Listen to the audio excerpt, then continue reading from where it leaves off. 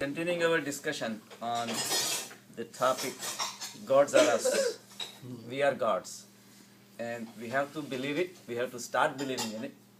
The problem that is coming in the way, that our body consciousness always comes in the way, and the body consciousness is maintained, is created, maintained, and ultimately will be destroyed at some point, but at least maintained by our ego. As long as the ego is alive, our body consciousness is never going to die. It's the choice we have to make. Either you are there or the God is there. If you are there, the God cannot be there. The God doesn't come into the places which are filled with ego. Once the ego dies out, the God automatically starts pervading. So it's our body consciousness takes us to far places and prevents us from seeing the reality.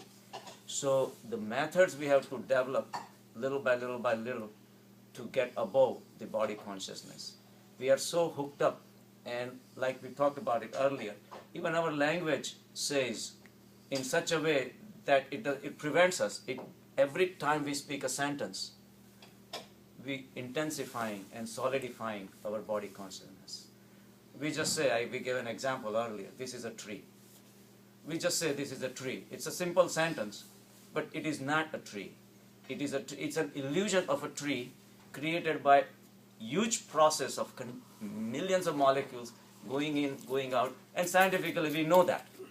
And the appearance of a tree that is created, good morning, is the final result of a huge complex process that's been going on. So we can say that it is a tree happening. It's an existence of a tree created temporarily and with help of so many molecules coming into existence and so many molecules going out of existence. It's a continuous process.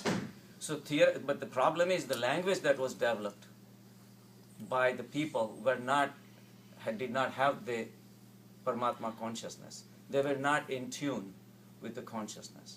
So the problem is we have been continuing to follow the same pathway, and every time we speak a sentence, our belief in the solidity, the materialism intensifies, and then we never come out of it. And we all are criminals in the same act, in the crime. We all are participants in that. You say the same thing, I say the same, and we have to communicate with each other. But that's why they say that communications have shortfalls. Communications does not take you the actual picture of the reality. And we keep on doing this day in and day out. Even in the dreams, we keep on dreaming about the same thing, as if we don't want to give it up. And the life just goes on like that till we die. And we never realize the reality until the next life comes in, and then it goes on and on again. So this is the time for us to realize, and we have to rise above the solid. It's like fish living in a water. The fish never appreciates the water. The water continuously is in and out, except for a few little solidity that is part of the fish body. The fish is all about water. The water is where it's born, the water where it lives, and water is where it's going to die. It's continuous process. The minute you take it out of the fish, out of the water, is going to realize how important the water was. The same way the consciousness is continuously pervading through us. Every single second, every single microsecond, we breathe in, we breathe out. It's like a continuous process. And the very delicate balance that is achieved in between is the consciousness. So the consciousness rests on a very, very delicate balance. But that balance, we cannot argue about it, we cannot picturize about it, we cannot intellectually create or anything like that. We can only exist in it. We can only feel it. But to feel that, you have to, at least time to time, break away your bonds between the solidity. And when you realize the existence, that's your contact with the consciousness. And there are moments, if we try, we can create those moments artificially in the beginning, but then eventually we bypass the language that this is a tree, this isn't that. We bypass all these things and see the continuum. And when you're in tune with the continuum of the consciousness, that's when we are in meditation 24/7. This morning I was running. It's a beautiful morning, and this is the most beautiful time of the year. Luckily or unluckily, Pradeep didn't make it. He's in North Carolina. So when you're by yourself and you have your thoughts just go and you sink in compared to somebody's with you, and our focus is totally different. So right now the cherry blossom is going on, the kwazam cherry, the clumps of the blue pink color flowers, and I was running, like I must have run about 3-4 miles, and then I was climbing up, and then like one guy has the series of kwazam cherries all, and the sun is just coming out. I just felt like sitting in there. It was somebody's property, I didn't care. I just sat down and just went into meditation. Just the gentle breeze coming up. And you look at these flowers. The flowers are so delicate, you touch them, you can't even make out. And they're speaking to you. And there is so much softness, there is so much elegance, and there is so much beauty. And I felt like we all should be like flowers. And our nature is like a flower. But our softness, the delicate nature of our consciousness prevents a lot of things, is blocking its expression. What comes in the way is our ego. Whenever we meet somebody else and we draw a sword, either you or me. Competition. And like a rock, like a solid rock just goes on that beautiful flower that you can be. While sitting under that tree, I became a flower. I became a beautiful pink flower. I pictured myself, and I can't express all these things. All I can do is I can just show you some pictures, and it doesn't do it justice.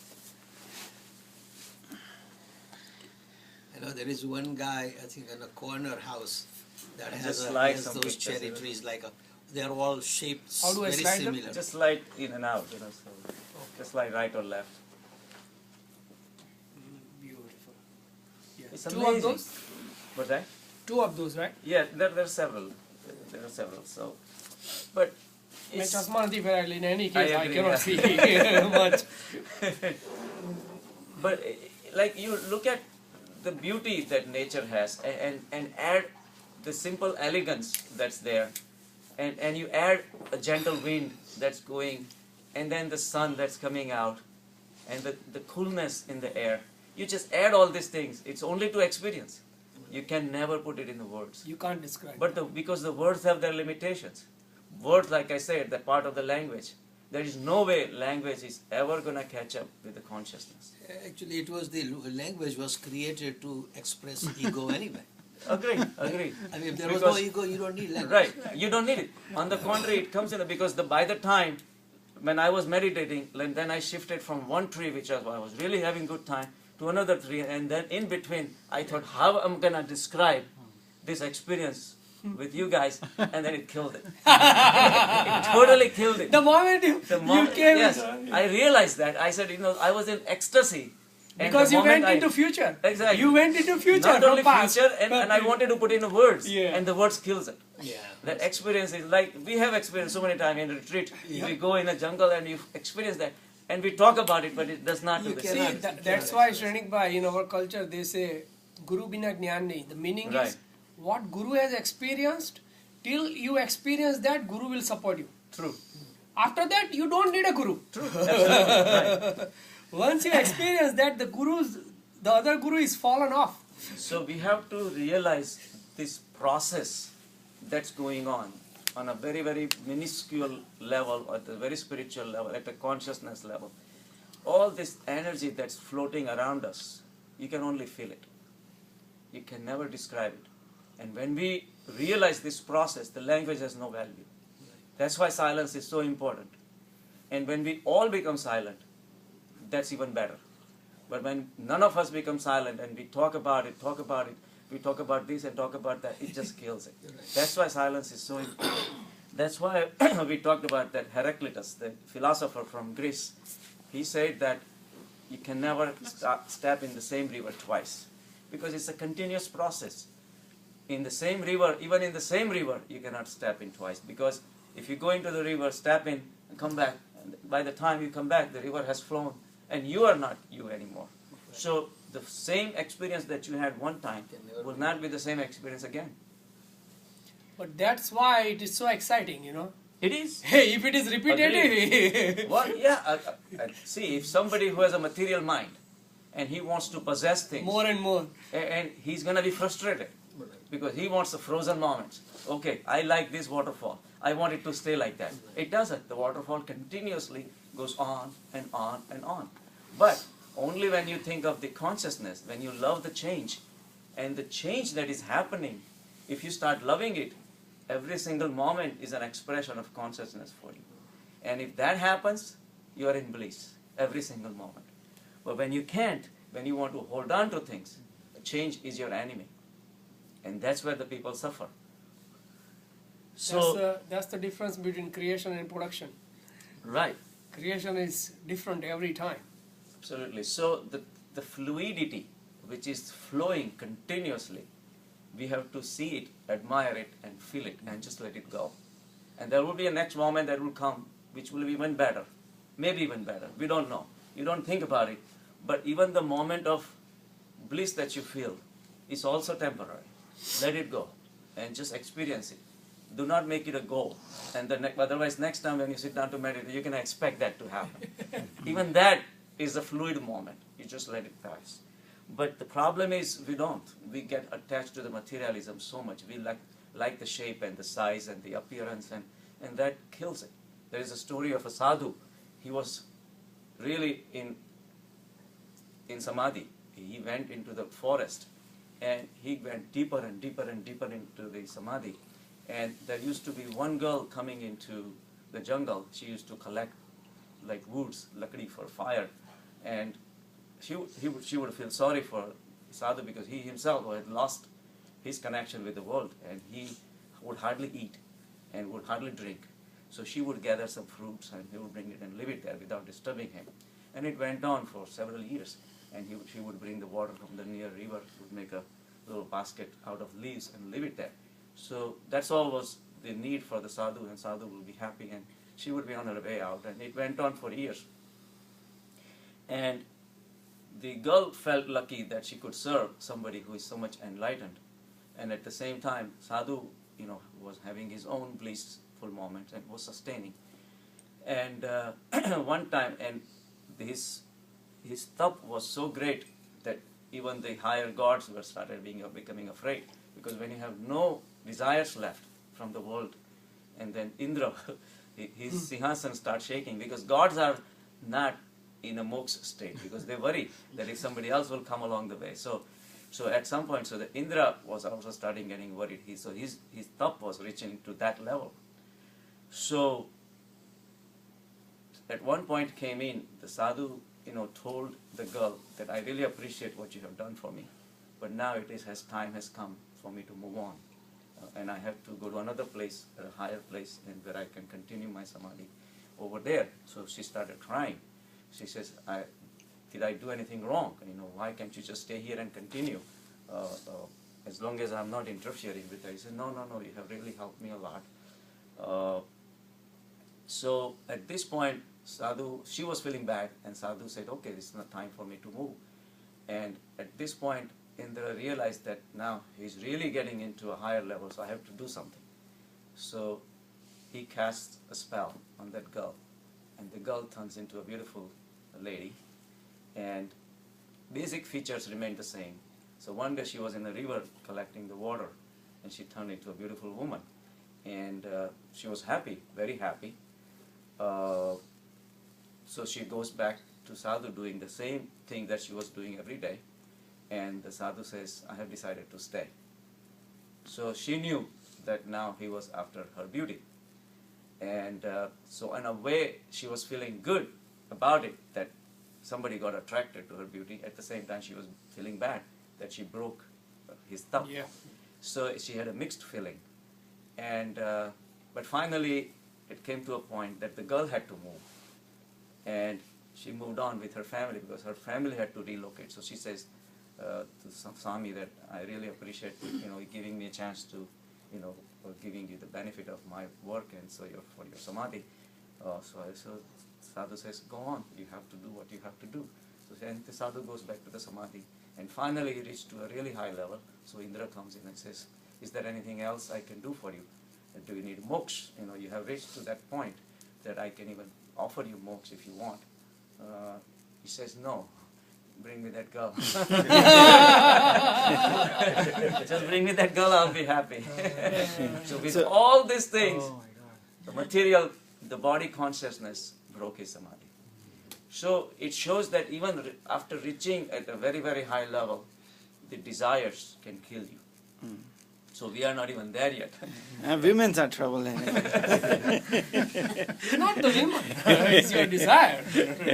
So Thanks, Vijay. We would have had moksh if she wasn't there. We are clinging to them.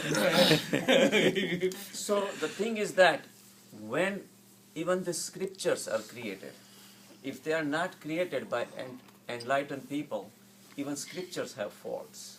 And when you really analyze in a 100% in a true understanding of enlightenment, you will find so many faults. See, what happens is when an enlightened person comes in the way onto the earth, like a Jesus or Mahavir or Buddha, they live their life, right? And they die at some point. But as soon as they die, the people who really want to create a religion out of it for their own benefits gets to work. Then a beautiful painting is created with everything perfect about. There was nothing wrong with the soul that got enlightened. But the soul in a human form was still like you and me. But they hide those things.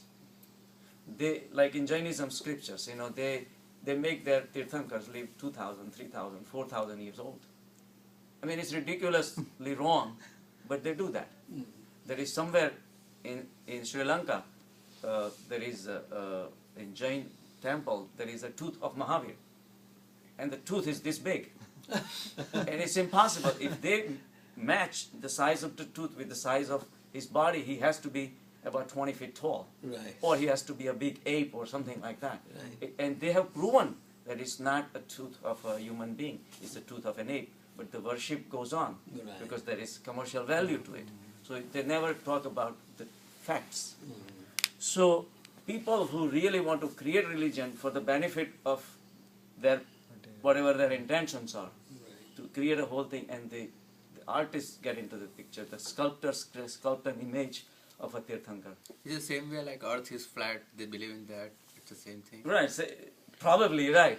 They want to But go my against. Shrenik Bhai, see, it's not only the fault of the people who want to do that. People also want that kind of particular place Agree. where they want to just do blind follow.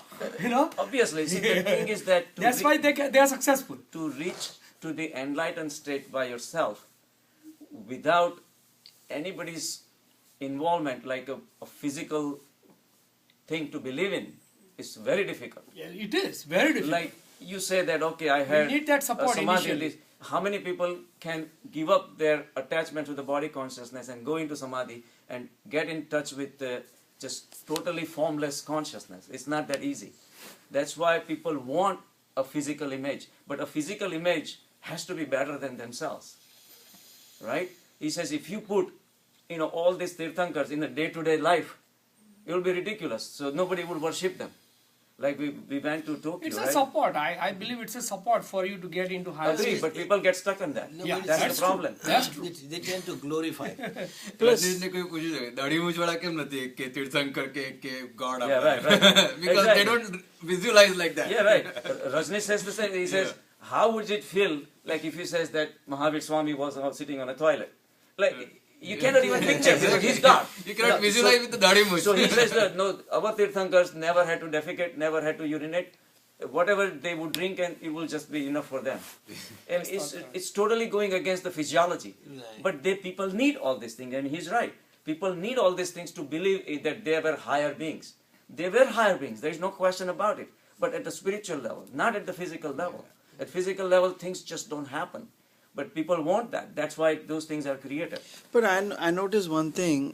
They always pray to the God, but what he preached, they follow the Guruji, but they never. Go beyond. They don't follow his teachings. Okay. They only follow Guruji. Oh, he's my Guru. He's my Guru. Exactly. But what he's saying it, Right. they never do. Because it's spiritual and it's tough. It's tough. They don't want to give it up. Yeah. You say all these temples are created for you because you're greed. You want sasti sadhana. Exactly. They want the dharma at a very cheap level. Cheap level, yeah. Say, I should be able to give 1 lakh rupees or 2 lakh rupees and earn my punya. Punya. So That because I'm you Hindu. wanted that, that's why they are there. Yeah, but that I'm Hindu, I did the You puja. read in the New York Times or in one of the Indian magazines, he said the budget of Tirupati is bigger than some of the countries. Like billions of dollars a year. Billions. It's amazing. It's just the temple. They, those ornaments which they get, Yeah. they have to screen it to make it different sizes. Right. આપણે જે China કે છે ને Sure, મોટા yeah, right. ચાઇનામાં આમ કરે એટલે the small thing falls, the big things remains. And the hair. Yeah. The hair. That is a big factory. So people want to do something. If they believe that kriya is a dharma, and that is the biggest mistake people have. But if they want kriya, there will be enough people available to create a location where you can do kriya and feel good.